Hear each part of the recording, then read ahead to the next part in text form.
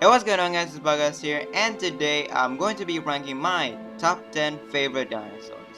That's basically it, really. Since this is obviously my opinion, I can rank these with whatever the heck I want, and I don't really have to worry about being objective. So yeah, I guess all that's left to do is to start the list.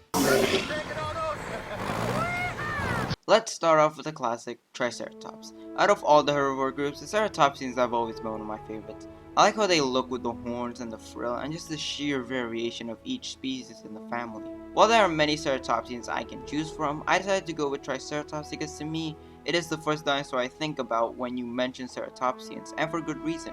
Not only is it popularized by the movies and its constant depictions of fighting T-Rex, but also I just really like the simplicity of how it looks. Also, I do really like how it represents the changing appearance as dinosaurs mature, which I think is really cool. Coming in at number 9 is Albertosaurus. Now, I think I've said it on the channel before, but as you might know, I'm not exactly the biggest T-Rex fan. Sure, I think it looks cool and its popularity is well deserved, but I always like the other Tyrannosaurids more. If I'm being honest, I would have probably considered putting Nanooksaurus in here, but since the early depictions of it were either labeled as Gorgosaurus or Albertosaurus, I decided not to include it for that reason. Out of Gorgosaurus and Albertosaurus, I opted for the latter. I've always preferred the sleek look of the Albertosaurians compared to the more bulky body plan of most Tyrannosaurians. Also, I specifically prefer Albertosaurus compared to Gorgosaurus because it has the strongest evidence for pack hunting among dinosaurs. You see, despite its popularity in the movies and documentaries, pack hunting isn't really that well supported in the fossil record.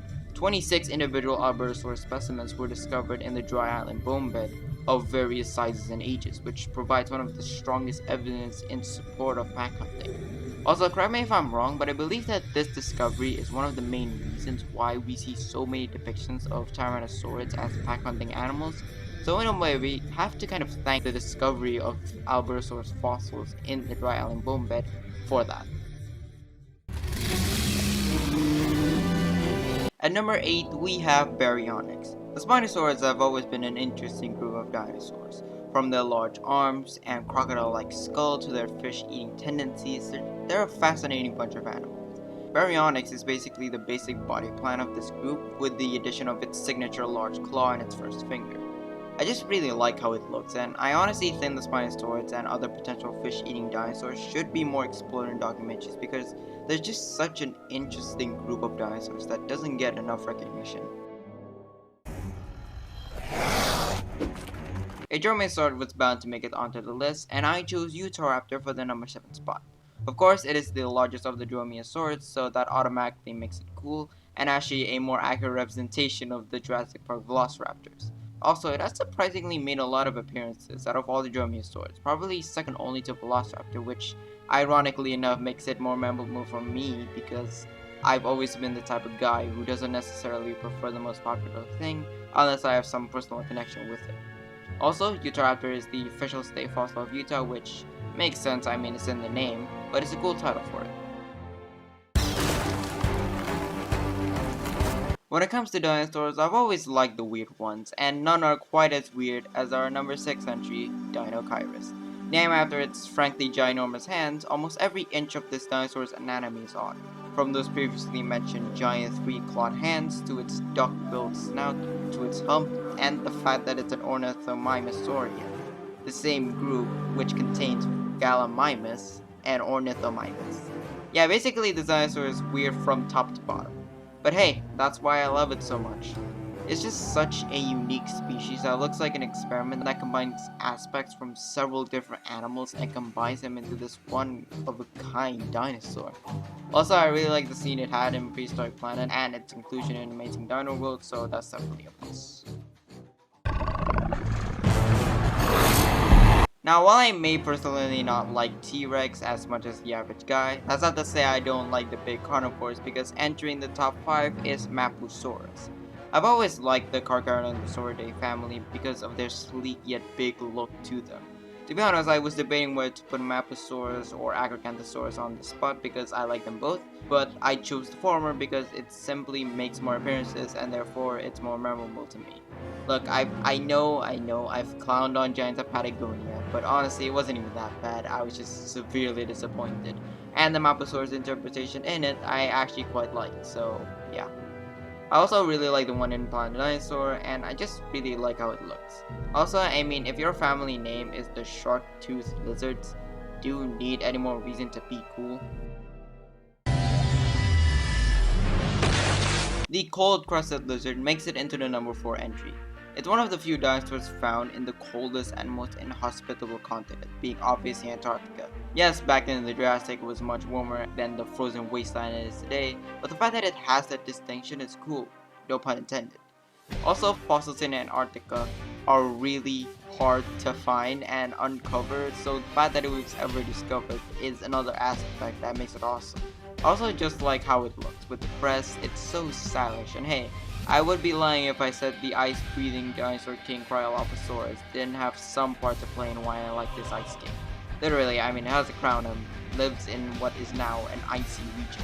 This is just one of those dinosaurs from my childhood that I still really like today, and I wish it was in more documentaries, not only so I get to see it more, but also just to explore more prehistoric Antarctica.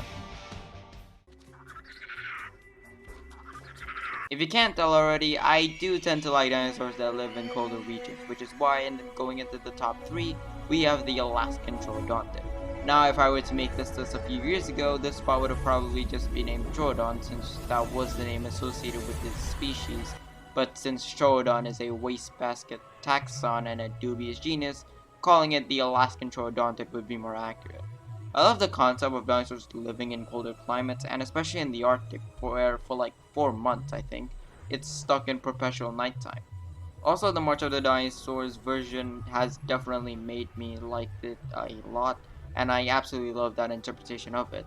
And the Prehistoric Planet one, I also really like it, with it using pyrotechnics. I just love this thing, and I would like to see it get an actual scientific name, an official one that isn't just a dubious genus, so I don't have to say Alaskan Troodontic whenever I want to refer to it. A dinosaur at home in water. So, I don't know if you can tell, but I've always been more of a theropod carnivore guy. I mean, like, there's only, like, 2 entries on this entire list that are herbivores. I'm sorry, I just find them cooler and more memorable than the herbivores.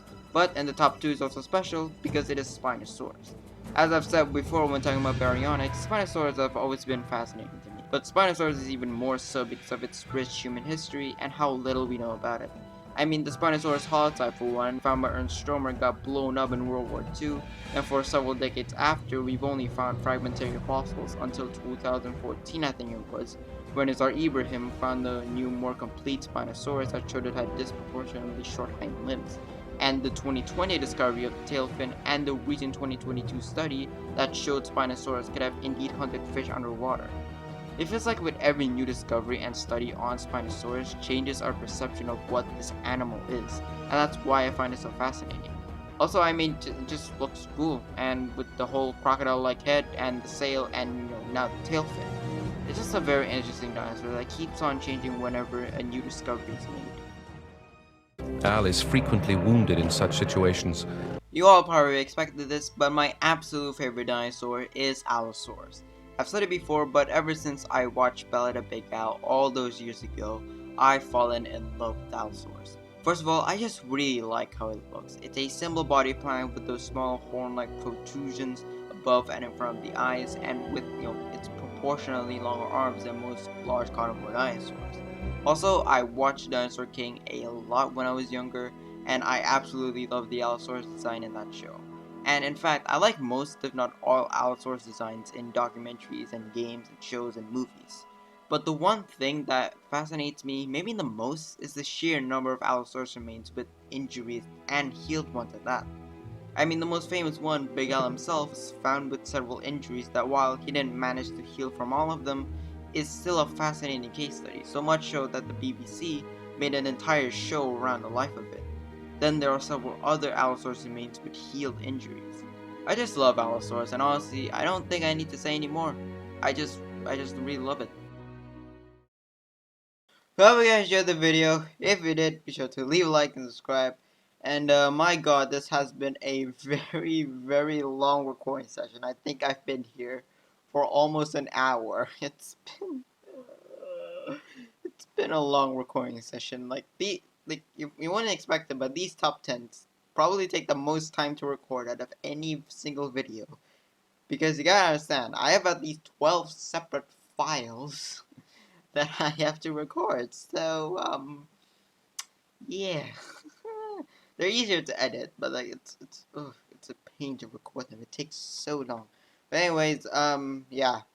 I guess the only other thing I wanted to say, which I wrote in the script, is that deciding which dinosaurs to put was more of a challenge than I was expecting, because like I like a lot of dinosaurs, which makes it difficult for me to choose which one to put in which entry. So I kind of ended up like choosing like which dinosaur of a certain species to put on this list, which is why like you hear me say I can't decide whether to put Mabosaurus or Acanthosaurus, even though Mabosaurus is in the top 5, and like if I was gonna put Acanthosaurus, it would have probably been lower on the list. But I mean, you get what I mean. I specifically I wanted to make the list more diverse, so I chose like one dinosaur from like each family or whatever. Well, I chose two for Spinosaurus, but that's because like I mean I think Allosaurus. I think only the top 4 were the ones that I was like decided that I want to stay in that position. And even then, I switched on the Alaskan Troodonta and Cryolophosaurus. But anyways, this video is long enough. I actually don't know how long it is, but it's probably gonna be long. But yeah, it's a good thing I only do these like 2 months at a time, because these top 10s take a long time for the recording session. But anyways, I'm gonna stop ranting. I'll see you in the next video, which I actually don't know what it's gonna be. But yeah, bye. God damn it, that was a very long recording session.